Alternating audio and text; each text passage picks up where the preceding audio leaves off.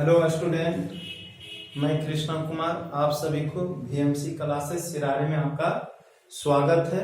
हम आज आप लोगों को है ना क्लास 9th का सब्जेक्ट भूगोल अध्याय 1 स्थिति एवं विस्तार के बारे में हम आप लोगों के बीच डिस्कस करूंगा। आप लोग ध्यान पूर्वक आसानी से देखने एवं समझने की प्रयास कीजिएगा। तो सभी आप लोग ध्यान पूर्वक देखिएगा। सबसे पहले हम बात करते हैं स्थिति एवं विस्तार। तो हम भारत की स्थिति एवं विस्तार के बारे में चर्चा करेंगे। सबसे पहले भारत की हम स्थिति देखते हैं। तो भारत जो है पृथ्वी के उत्तरी गोलार्ध और पूर्वी देशांतर में स्थित है। भारत कहाँ है? भारत पृथ्वी के उत्तरी गोलार्ध के पूर्वी देशांतर में है। पृथ्वी के दो ध्रुव है, इसको उत्तरी ध्रुव बोलते हैं, जबकि नीचे वाले ध्रुव को दक्षिणी ध्रुव बोलते हैं। तो पृथ्वी को दो अपना ध्रुव होता है, एक उत्तरी ध्रुव और दूसरा दक्षिणी ध्रुव। पृथ्वी को बीचों बीच एक रेखा काटती है, जिसे हम विषुवत रेखा या भूमध्य रेखा कहते हैं, या उसी को हम बहुत तरह से 0 डिग्री रेखा के नाम से भी जानते हैं। तो पृथ्वी को बीचों बीच एक रेखा काटती है, जिसे हम 0 डिग्री रेखा या विषुवत रेखा या भूमध्य रेखा के नाम से जानते हैं। ठीक विषुवत रेखा के ऊपर वाला जो ध्रुव होता है उत्तरी ध्रुव और नीचे वाला जो ध्रुव होता है दक्षिणी ध्रुव होता है। भारत उत्तरी गोलार्ध के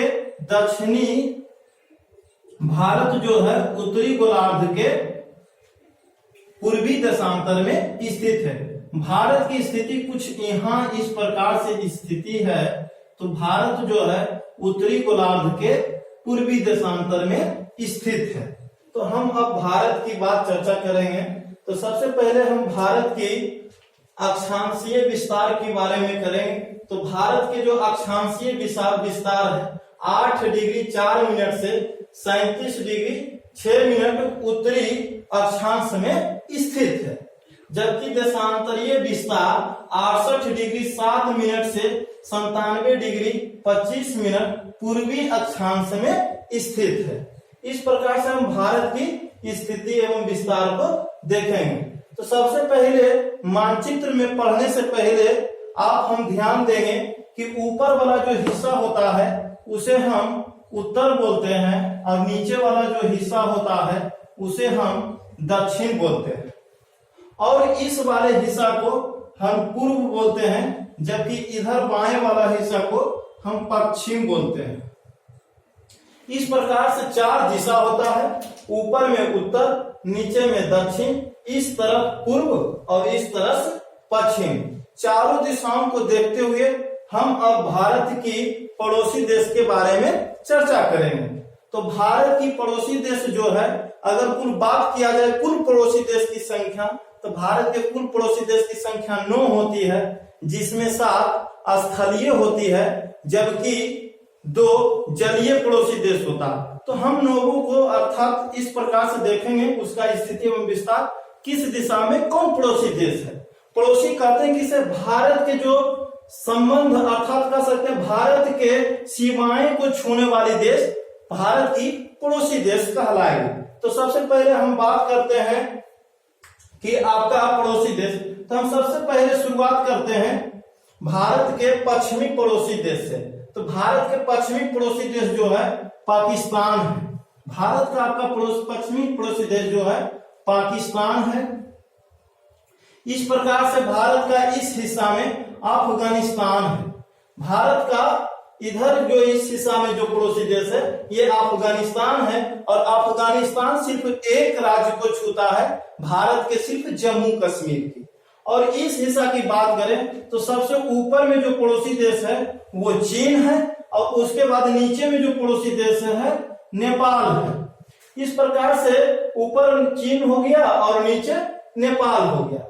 आगे बात करें तो यहाँ पर एक देश स्थित है भारत की पड़ोसी देश, जिसका नाम भूटान है। और इधर की बात करें तो इधर का भाग जो है म्यांमार है। इधर का जो बात करें तो म्यांमार है। पूर्वी दिशा में अगर भारत के पड़ोसी देश की बात करें तो म्यांमार है, और उसके बाद यहाँ बीच में बांग्लादेश है। बांग्लादेश के बाद अगर हम जलीय की बात करें तो इधर जो है श्रीलंका है और एक लक्षद्वीप है। तो इस प्रकार से भारत की 7 स्थलीय पड़ोसी देश और 2 जलीय पड़ोसी देश। तो इस प्रकार से ये सभी भारत की पड़ोसी देश हैं जो कि भारत की सीमाएं को छूते हैं। फिर से हम एक बार रिवीजन करेंगे। पाकिस्तान, अफगानिस्तान, चीन, नेपाल, भूटान, बांग्लादेश, म्यांमार, श्रीलंका और लक्षद्वीप। इस प्रकार से हम आपका, माफ कीजिएगा विद्यार्थियों, थोड़ा सा लक्षद्वीप बार बार मुंह में बोलने आ रहा था। जलीय पड़ोसी देश 2 होते हैं, मालदीव होते हैं और श्रीलंका होते हैं। हम उसे बार बार लक्षद्वीप बोल रहे थे, लक्षद्वीप नहीं होता है, वो जो होता है मालदीव होता है। लक्षद्वीप भारत के पहले केंद्र शासित प्रदेश हुआ करता था जो कि वर्तमान स्थिति में हट गया है। तो इस प्रकार से भारत की 7 स्थलीय पड़ोसी देश और 2 जलीय पड़ोसी देश होते हैं। तो इस प्रकार से भारत के हमने पड़ोसी देश को देखा। अब हम भारत के कुछ और विशेष स्थिति को देखते हैं। तो भारत के विशेष स्थिति में कुछ और देखेंगे तो हम बात करेंगे दक्षिणी क्षेत्र के और उत्तरी क्षेत्र के। तो भारत को 4 दिशाओं के क्षेत्र में हम वर्णन करेंगे। सबसे पहले बात करेंगे उत्तरी क्षेत्र। तो भारत के यहाँ पर जो स्थिति होता है ये उत्तरी क्षेत्र है, जबकि नीचे वाला क्षेत्र को यहाँ पर अंडमान एवं निकोबार द्वीप समूह को रखा गया है जो कि दक्षिणी ध्रुव के रूप में कह सकते हैं या दक्षिणी क्षेत्र के रूप में इसको कह सकते हैं। तो भारत के सबसे उत्तरी क्षेत्र इंदिराकौल को रखा गया है, जबकि भारत के दक्षिणी क्षेत्र को इंदिरा पॉइंट के नाम से जाना जाता है। भारत के उत्तरी क्षेत्र इंदिराकौल जो है वो जम्मू एंड कश्मीर में है, जम्मू कश्मीर, और जबकि दक्षिणी क्षेत्र जो है इंदिरा पॉइंट है। पूर्वी क्षेत्र की बात करें तो भारत के पूर्वी क्षेत्र किबिथु है जो कि ये अरुणाचल प्रदेश में है। भारत के पूर्वी क्षेत्र की बात करें तो ये किबिथु जो है अरुणाचल प्रदेश में है, जबकि पश्चिमी क्षेत्र की बात करें तो पश्चिमी क्षेत्र जो है गोरमोता गुजरात में है। इस प्रकार से भारत की उत्तरी क्षेत्र इंदिराकौल, जबकि दक्षिणी क्षेत्र इंदिरा पॉइंट और पूर्वी क्षेत्र किबिथु जो कि आंध्र प्रदेश में है, जबकि पश्चिमी क्षेत्र की बात करें तो गोरमोता गुजरात में है। इस प्रकार से हमने देखे सबसे उत्तरी बिंदु और दक्षिणी बिंदु, पूर्वी बिंदु और पश्चिमी बिंदु। अब हम आगे बात करेंगे, अब हम आगे आपसे बात करने वाले हैं कि भारत की क्षेत्रफल क्या है और विश्व में इसका पोजीशन क्या है। तो भारत क्षेत्रफल की दृष्टि से पूरी दुनिया में 7वां रैंक है। भारत की क्षेत्रफल की दृष्टि से पूरे दुनिया में 7वां स्थान है, जबकि जनसंख्या की दृष्टि से बात करें तो भारत की जनसंख्या की दृष्टि से पूरे विश्व में 2रा स्थान है। जनसंख्या की दृष्टि से भारत की 2रा स्थान है, 2रा स्थान जनसंख्या की दृष्टि से है, जबकि हम आपको बात करें क्षेत्रफल की दृष्टि से तो ये 7वां स्थान है। पहला स्थान पर क्षेत्रफल की दृष्टि से रूस आता है, जबकि 2रा स्थान क्षेत्रफल की दृष्टि से सबसे बड़ा देश आता है कनाडा, 3रा स्थान आता है यूएसए, 4था स्थान आपका चीन आता है, 5वां स्थान ब्राजील, 6ठा स्थान ऑस्ट्रेलिया और 7वां स्थान अपने भारत का आता है। पूरे विश्व में जनसंख्या की दृष्टि से भारत 2रा स्थान है, जबकि पहला स्थान आपका चीन है। चीन हमारे पड़ोसी देश। अब हम बात करते हैं भारत के कुछ आंतरिक विस्तार के बारे में। तो सबसे पहले हम बात करेंगे पहला अध्याय से संबंधित, तो हम बात करेंगे कि भारत के बीचों बीच एक रेखा काटती है, भारत के बीचों बीच एक रेखा काटती है जिसे हम कर्क रेखा कहते हैं। भारत के बीचों बीच एक रेखा काटती है जिसे हम कर्क रेखा के नाम से जानते हैं। भारत के बीचों बीच कर्क रेखा 8 राज्य से होकर गुजरती है, जो कि हम इस प्रकार से देखेंगे।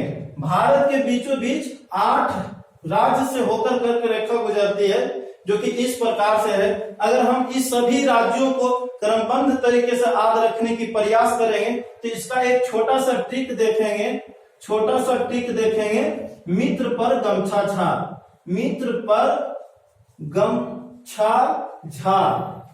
तो भारत के 8 राज्य से कर्क रेखा होकर गुजरने के लिए इसको हम इस लाइन को याद रखने से भारत के 8 कर्क रेखा से गुजरने वाले राज्य को आप आसानी पूर्वक इसे देख सकते हैं। मी से हो गया मिजोरम, मी से हो गया मिजोरम, जबकि त्र से हो गया त्रिपुरा, जबकि त्र से हो गया त्रिपुरा, प से हो गया पश्चिम बंगाल, जबकि र से हो गया राजस्थान, और ग से हो गया गुजरात, जबकि आपका म से जो हो गया मध्य प्रदेश हो गया, और छ से आपका छत्तीसगढ़ हो गया, छ से छत्तीसगढ़, जबकि झार से झारखंड, झार से झारखंड। इस प्रकार से कर्क रेखा भारत के बीचों बीच 8 राज्य से होकर गुजरती है, जिसे हम आसानी पूर्वक याद रखने के लिए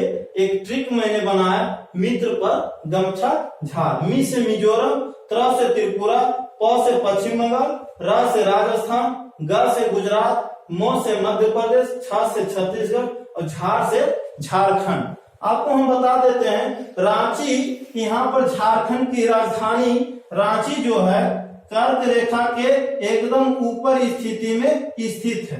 परीक्षा में बार बार पूछती है कि कौन सा ऐसा शहर है जो कर्क रेखा के ऊपर स्थित है, तो वो है रांची। रांची कर्क रेखा के ठीक ऊपर स्थित है। अब हम बात करते हैं आगे। कर्क रेखा को इसी प्रकार से कर्क रेखा को 8 राज्य से होकर गुजरती है। अब हम कुछ 2011 की जनगणना के अनुसार कुछ आंकड़े की बात करेंगे। तो 2011 जनगणना के आंकड़ों से अनुसार से हम बात करते हैं कि भारत के क्षेत्रफल के दृष्टि से सबसे बड़ा राज्य यहाँ पर राजस्थान है। भारत की क्षेत्रफल की दृष्टि से सबसे बड़ा राज्य राजस्थान है, और जबकि बात करें क्षेत्रफल की दृष्टि से सबसे छोटा जो राज्य है यहाँ पर गुजरात है आपका, और जबकि हम जनसंख्या की दृष्टि से बात करें तो आपका सबसे बड़ा राज्य जो है जनसंख्या की दृष्टि से यहाँ पर एक राज्य है यूपी, जनसंख्या की दृष्टि से ये प्रथम स्थान पर है। जबकि जनसंख्या की दृष्टि से सबसे छोटा राज्य जो है आपका यहाँ पर स्थित है सिक्किम, जनसंख्या की दृष्टि से सबसे छोटा राज्य सिक्किम, जबकि जनसंख्या की दृष्टि से सबसे बड़ा राज्य यूपी। अब हम बात करते हैं साक्षरता दर। भारत की साक्षरता दर के दृष्टि से सबसे प्रथम स्थान यहाँ पर एक राज्य है भारत की केरल है। केरल की सर्वाधिक साक्षरता वाला राज्य घोषित किया गया, जबकि सबसे कम साक्षरता वाला राज्य अपना बिहार को घोषित किया गया। बिहार जो है सबसे कम साक्षरता वाला राज्य घोषित किया गया। केरल साक्षरता की दृष्टि से हमेशा अव्वल आ रहा है और इस बार भी आया। अब हम बात करते हैं जनसंख्या घनत्व। जनसंख्या घनत्व के दृष्टि से अगर हम सबसे बड़ी राज्य की बात करें तो जनसंख्या घनत्व के दृष्टि से सबसे बड़ा राज्य जो है आपका बिहार है, जबकि जनसंख्या घनत्व सबसे कम घनत्व वाला जो राज्य है आपका जनसंख्या कम घनत्व वाला राज्य जो है यहाँ पर आपका एक राज्य है अरुणाचल प्रदेश। सबसे कम जनसंख्या घनत्व वाला राज्य जो है अरुणाचल प्रदेश है, जबकि सबसे ज्यादा जनसंख्या घनत्व वाला राज्य अपना बिहार है। तो हम इस प्रकार से अब आगे बढ़ेंगे। अब नीचे में अब हम आपका अगर स्थिति एवं विस्तार की बात करें तो कुछ भौगोलिक वातावरण की अगर हम बात करें तो थोड़ा सा कैमरा को, अब हम बात करेंगे भारत के कुछ विशेष भौगोलिक दृष्टिकोण से। तो भारत के ऊपरी हिस्सा में विशाल पर्वत का निर्माण किया गया है, निर्माण हुआ है। भारत के भौगोलिक स्थिति से ऊपर में विशाल पर्वत शिला है, जबकि बीच वाले हिस्सा को विशाल मैदान के क्षेत्र में बांटा गया। इधर नीचे के हिस्सा त्रिभुज नुमा आकार को पठार को बांटा गया है, जबकि चौथा हिस्सा में तट एवं द्वीप को वर्गीकरण किया गया है। बात करें भारत के ऊपर की स्थिति, तो विशाल पर्वतमाला श्रृंखला निर्माण है, जो कि 4 वर्गों में हिमालय पर्वत को बांटा गया। सबसे ऊपरी भाग की बात करें तो ट्रांस हिमालय, बृहद हिमालय, मध्य हिमालय और शिवालिक। इस प्रकार से 4 हिमालय को 4 श्रेणियों में बांटा गया।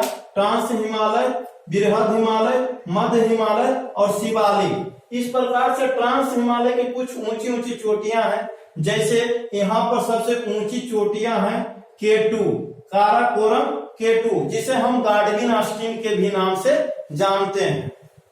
दुनिया की सबसे ऊंचा पर्वत स्थान, ठंड पर्वत स्थान सियाचिन ग्लेशियर, जो कि जम्मू कश्मीर में है। यहाँ लगभग 45 डिग्री से ऊपर -डिग्री सेल्सियस में यहाँ तापमान पाया जाता है। इसी प्रकार से हम आपसे बात करें, अगर इस हिस्सा की बात करें, भारत की इस हिस्सा के पूर्वी हिस्सों की बात करें, तो इधर बंगाल की खाड़ी है, जबकि इधर की हिस्सा की बात करें तो इधर का समुद्र है, इधर हम अरब सागर के नाम से जाने जाते हैं, अरब सागर के नाम से जाने जाते हैं। जबकि नीचे के हिस्सा की बात करें तो इधर हिंद महासागर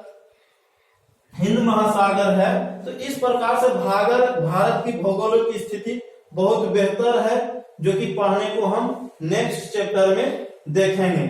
अब जाते जाते विद्यार्थी एवं दोस्तों, जाते जाते एक शब्द बोलना चाहता हूं, ना संघर्ष ना तकलीफ तो खाक मचा है जीने में, बड़े बड़े तूफान थम जाते हैं जब आग लगे हो सीने में। अगर अच्छा लगे तो इसे आप अपने दोस्तों के बीच शेयर करें और कमेंट करें, ताकि हम आपको कमेंट से हम आगे की वीडियो इसी प्रकार से अपलोड करते रहें।